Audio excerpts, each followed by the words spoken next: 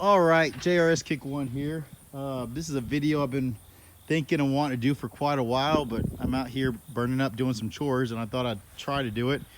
Um, this one I've been thinking about for a while. I'm working on a pen for the young roosters, to the grow out roosters. Let me show you some of them. Um, that'd be these right here. These are some of those blue gem roosters. Most of the roosters I have were given to me because people bought them, straight run and then don't need them. Um, Needless to say, there's a bunch here. There's about 40 here, and I've just been letting them run free range. And now they're starting to find the yard. And so my wife, she doesn't mind chickens, but once they get in her yard, that is a whole, here's some young barred rock rooster. That's a whole nother scenario. She gave me an ultimatum to get them their own place where they're not going to be. They haven't started crowing yet. That's like her final, she gets the shotgun out.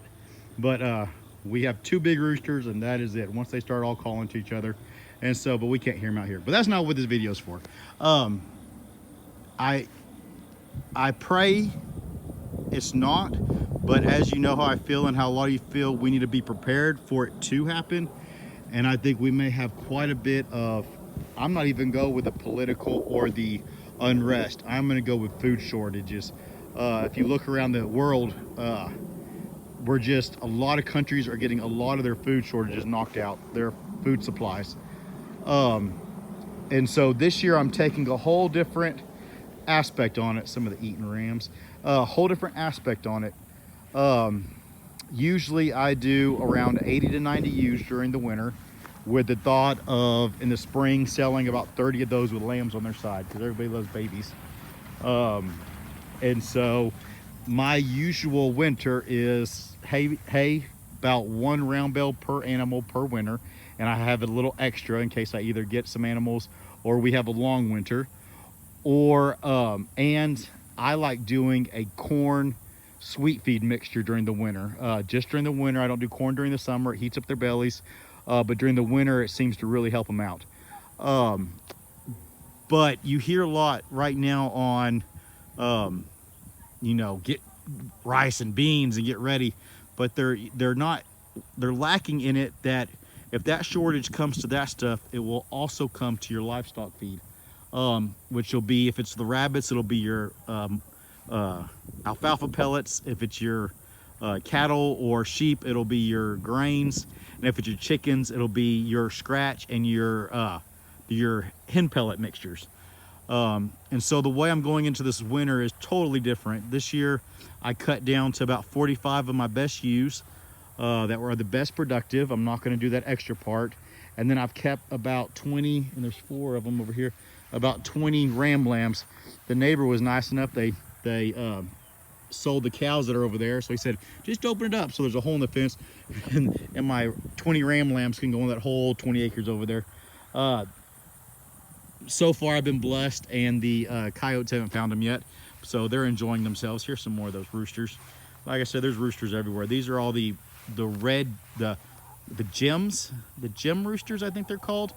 But yeah, they're stinkers. But all these need a place to call home, and they run everywhere. But and so this year it's going to be on the hoof. I'm keeping stuff that I could butcher. And I already butcher here. I'm going to make a video on how to butcher a sheep, because I do a lot of butchering sheep and goats.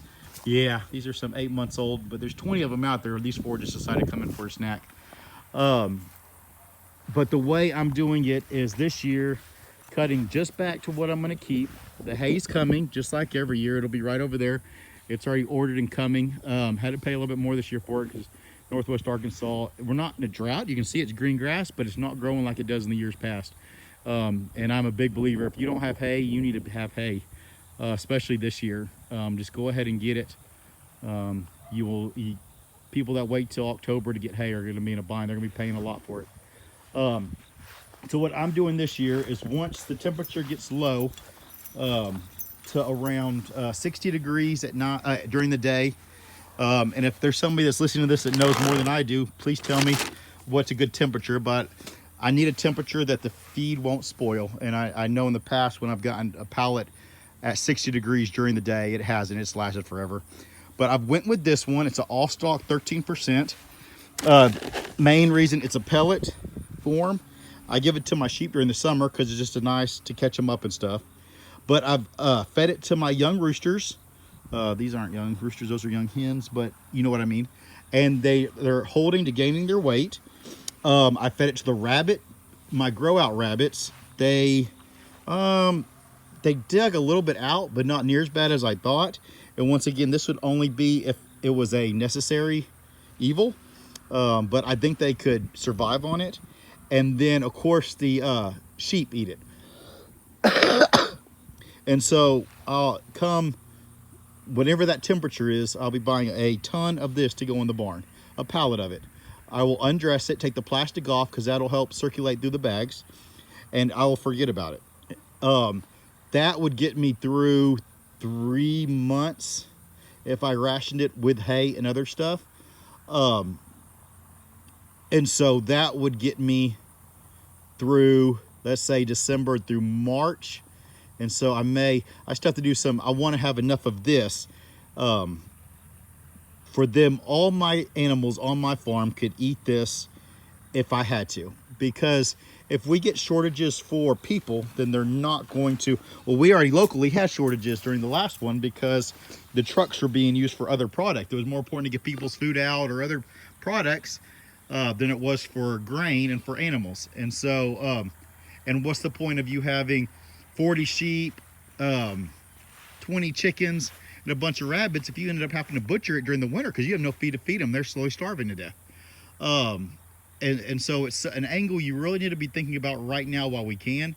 I mean, a pallet of this, if I'm wrong and we all laugh about this next spring, I can just feed it to the animals. It's no big deal. It's not something that's going to hurt you to have. The other product that I'll be getting is in here.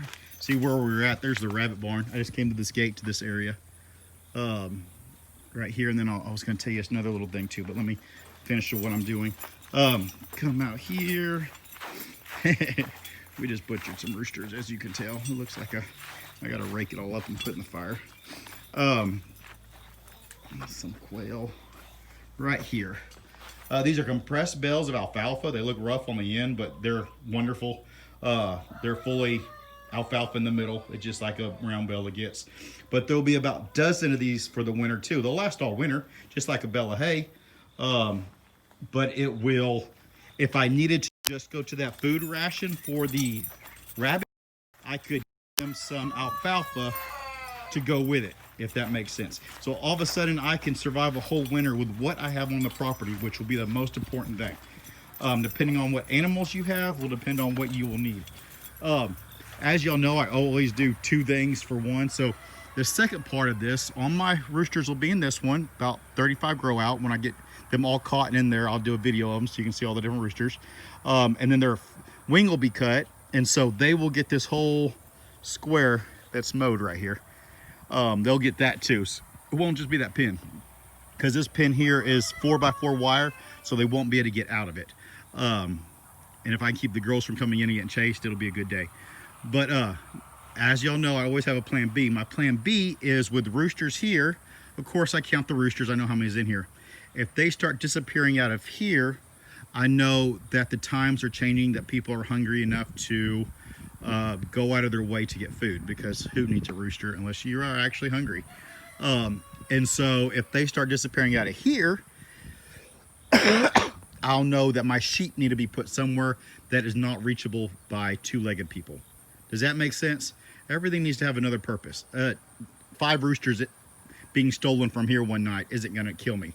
It's going to make me mad, of course, but it's not going to kill me. But when I know that, then I know that the sheep need to be somewhere where I can monitor them better. Instead of losing 2 sheep one night, and then that is an investment that you've lost. If that makes sense. So always have a thought within a thought. Same way as, until I get a roof on this, they are kind of going to be at the hawks' mercies, and I monitor from hawks, and I don't have any right now. And so on here, I made steps going up to the roosting, but I made the steps where also a hawk's going to be hard pressed to get into there. And so it'll be, if a hawk comes down, he's going to see that and fly back out, and the chickens can get behind it. So it's kind of barrier and a ladder duo. But just this video is just to think about this winter, hopefully we laugh about it, like I said, and y'all can call me that crazy JRS Kick 1.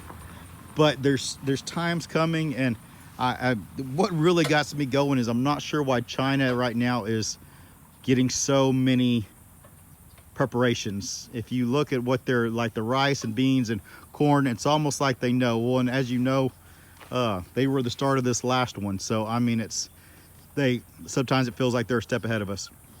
But anyway, that's what I wanted to tell you today. I hope that helped. Make sure you have everything on your property for your animals on your property for the winter time.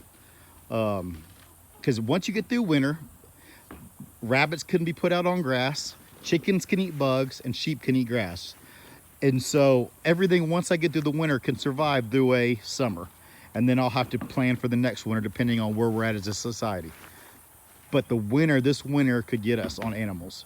And so just take that. Don't worry just so much about your family, which you better be doing right now. You better be getting your stuff. You better be getting your craft ready. You really, it's time to start planning. And once again, we may laugh about it, but I'd rather laugh about it than be hungry or thirsty or, y'all know what I mean. I'm not gonna go on that rabbit trail. But don't forget the animal side of it and having enough preparations for your animals on your property to take them through the winter. All right, y'all have a great day. JRS Kick 1 out. I'll do a video in a little bit. It'll probably be tomorrow, the next day, when I get the roosters in their pen. And I just need to walk around the property and show y'all everything. These weeds are kicking my butt. Those big thistles, let me see about, yeah, these here. They're kicking my butt. My lawnmower broke, and so I gotta weed eat them all. And there's not enough hours in a day. But I did have a good day, and I'm getting a lot accomplished. So it is a wonderful day, beautiful day. And I am grateful to be here. Y'all have a wonderful day. Bye-bye.